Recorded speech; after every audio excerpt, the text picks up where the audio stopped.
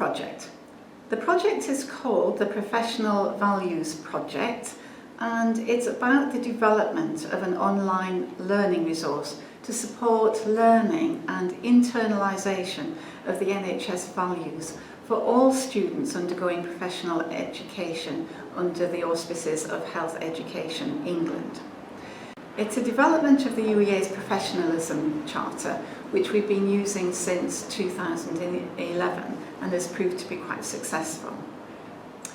The purpose of this charter is to define what professionalism is for students, to provide them with a tangible framework to map changes in their professional attitudes and behaviours. And it's also to help them highlight areas for development. Students accumulate evidence of their growth across 19 identified areas of responsibility. And this is recorded in their portfolios in whatever guise that takes. The project is the result of a collaboration across the 6 universities within the East of England.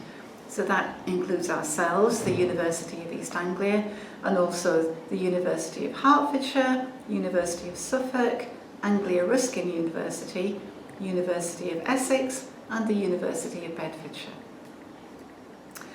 The project then aims to provide students with information about the character of professional values in the context of the NHS Constitution.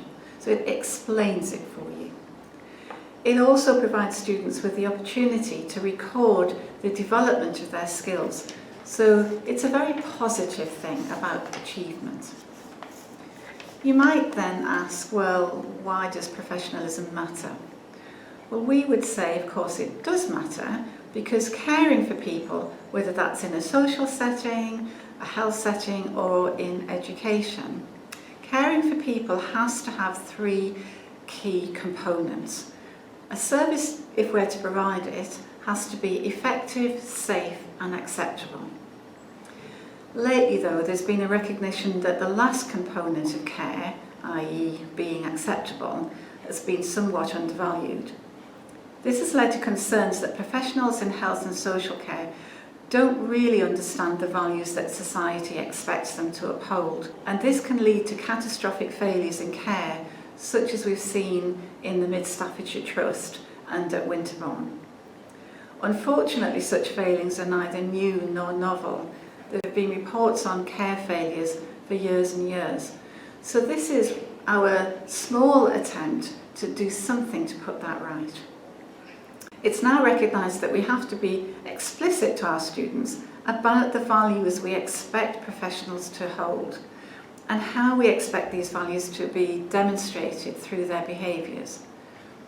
This Professional Values Project then aims to both celebrate and to enhance your professional behaviours. So what makes professionals different? Why is a professional different to any other occupation? Well, professionals behave differently. They apply technical knowledge to complex situations. That's true of many occupations. But professionals run towards danger. They don't rise to the provocative comment. They step up and say something when necessary. Society has different standards of behaviour that it expects professionals to display. So fundamentally, professionals live and breathe a core set of values. So what values are we then talking about? Well, we're developing a multi-layered model to help you understand that. We believe it's important to understand the overarching principles and the paradigms that inform professionalism. And whilst we believe that that's important, it's important for you to understand that.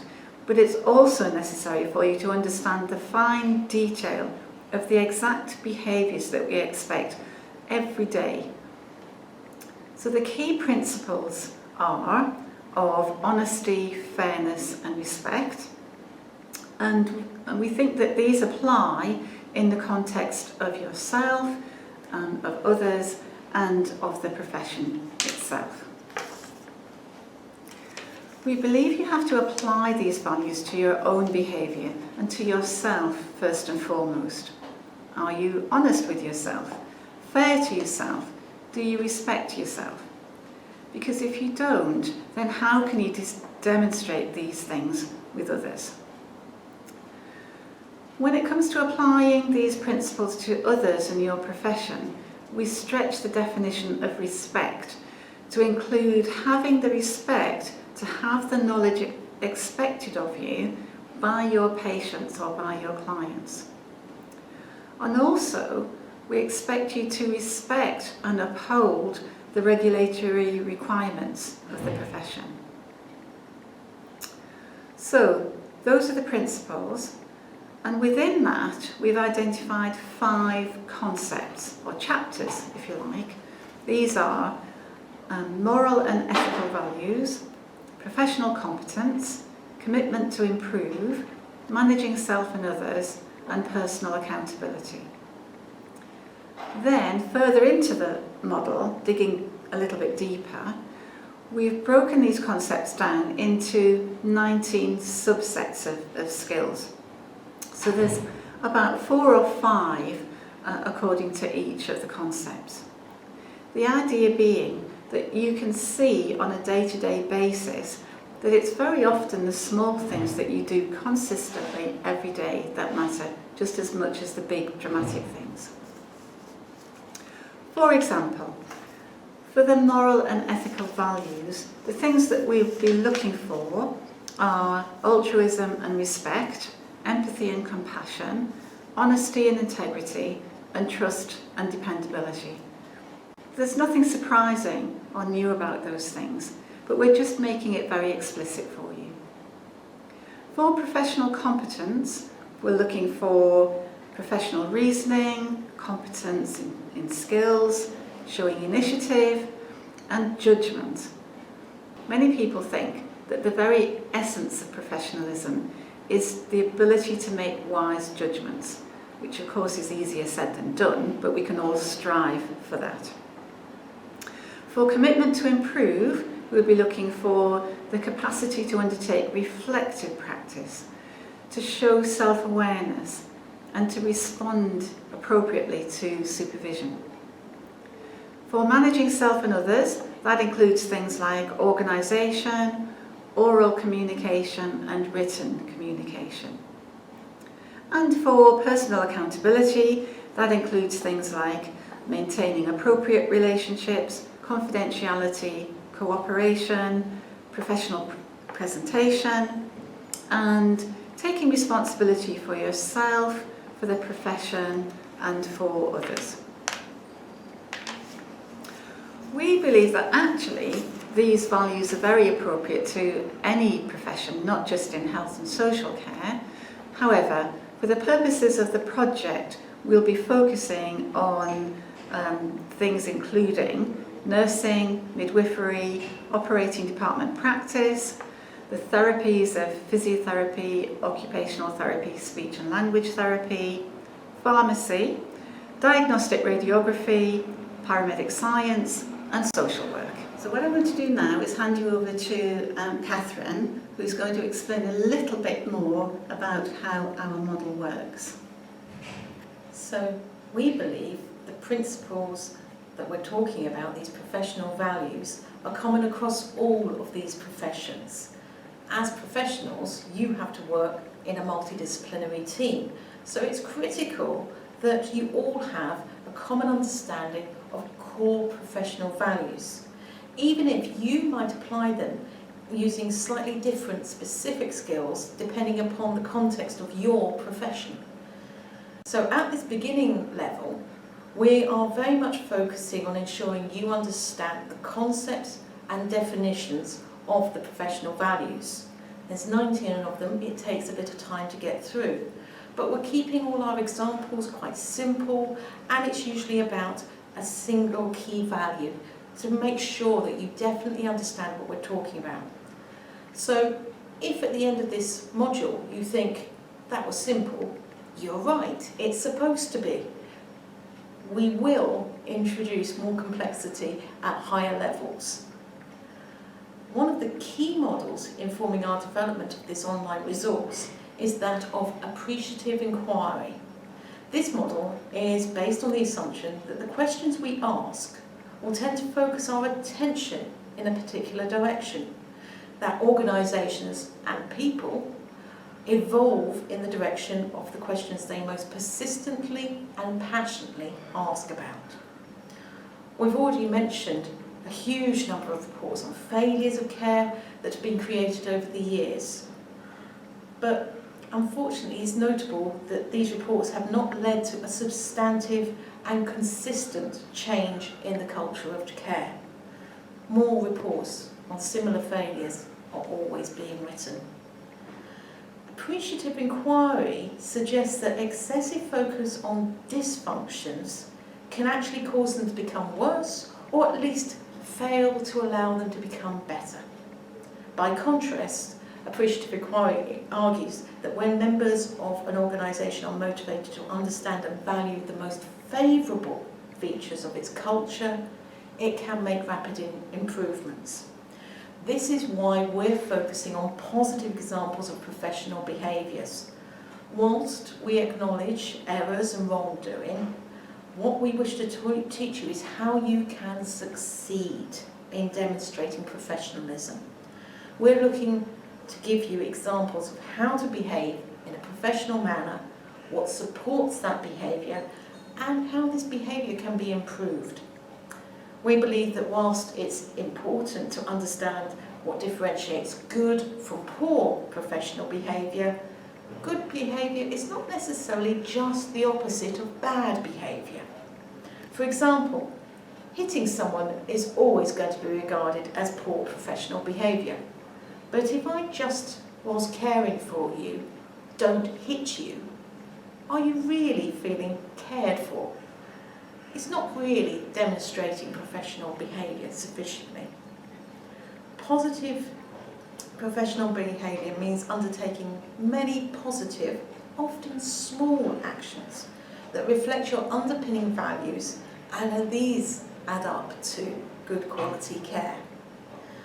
So, how do you change behaviours? How do you change your own behaviour? How do you change the behaviours of the culture you're working in? We're working within the COM-B model of behaviour change. This states that any behaviour is influenced by capability, opportunity, and motivation. So we're looking to enhance your capabilities by ensuring you have the knowledge of the professional values we expect you to demonstrate. We define the terminology, and we ensure that multiple exemplars are given of these values being demonstrated in practical terms. We also believe you have to invest and build in your professional resilience in order to have the capability to demonstrate these professional behaviours day in, day out. Therefore, we're going to provide you with information on how we believe you can build and support your own personal resilience. We will also provide multiple opportunities to demonstrate these professional values in professional practice. Scenarios showing key decision points where you have the opportunity to choose your response to a situation, and that choice leads to varying degrees of success or failure. We highlight that although some behaviours can be outstanding, what we actually expect of you is more everyday, ordinary professional behaviours in the context of what are often stressful and complex situations. I assure you that is sufficient. Finally, we give patients and clients the opportunity to speak of the impact of good practice to help motivate you. If a cup of tea is remembered 30 years later in great detail, we would suggest it is not the quality of the brew that has made the impact. We hope these stories of professionalism, of really good practice, will motivate you to try to demonstrate these behaviours more often. Research in behaviour change has frequently identified that interventions that use multiple behaviour change techniques are more likely to succeed. So our modules are designed to use a range of behaviour change techniques and to appeal to a range of learning styles. So we're going to provide videos of patients, service users, staff, fellow students, talking about various aspects of professional behaviour.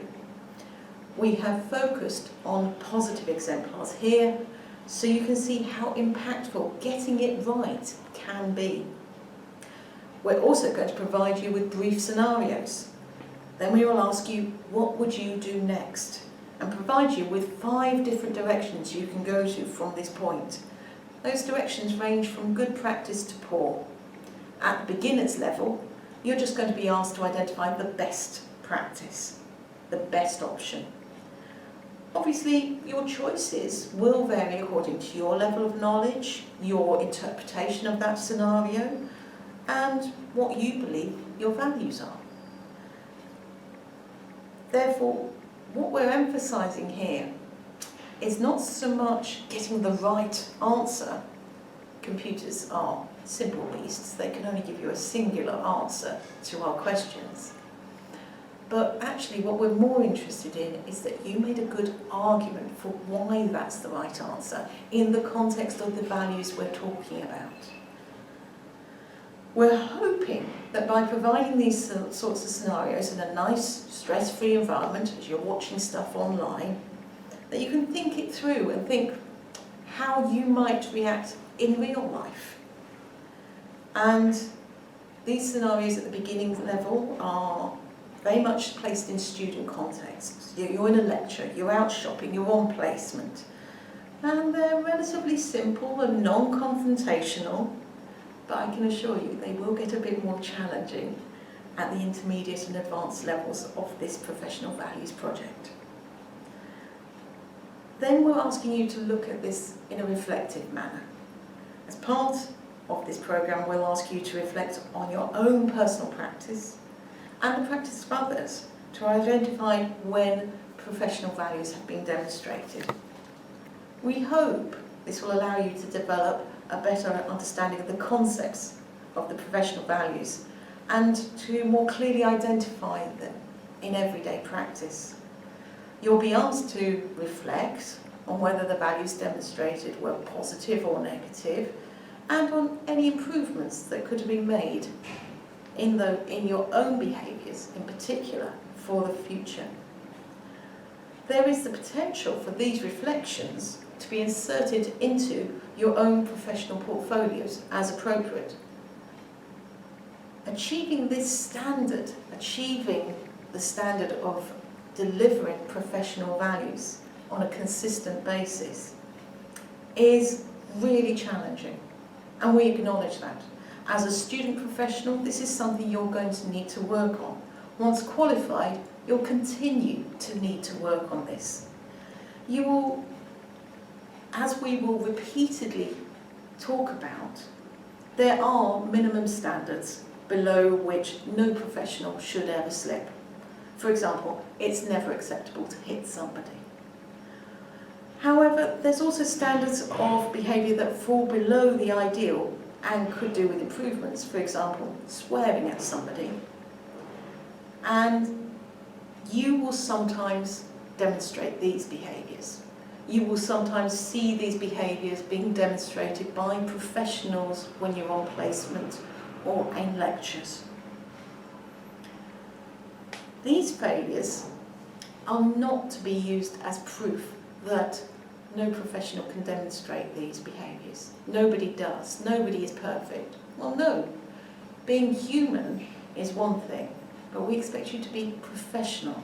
So even if you fail or you observe failures in others, what you should be striving for is improvement on that. And you should be looking for opportunities to learn how to ensure they don't happen again. But we also want you to notice when professional values are demonstrated to a good or exemplary standard. Again, this could be yourself, but it could be by professionals you're working with. Learn to look for the positive examples of behaviour. This is what we really want you to look at this. It's really important for you to understand how to achieve success. Thank you very much for watching our video. We hope you now understand the key features of our Professional Values project and hope you enjoy this journey. If you would like to contribute to the next levels, the intermediate and advanced levels of this project, we always need stories of good practice to video and stories of any kind of practice that we can turn into scenarios. We'd be very pleased if you could share your expertise with us. Our contact details are on the web pages. Thank you very much for your time. Thank you. Bye.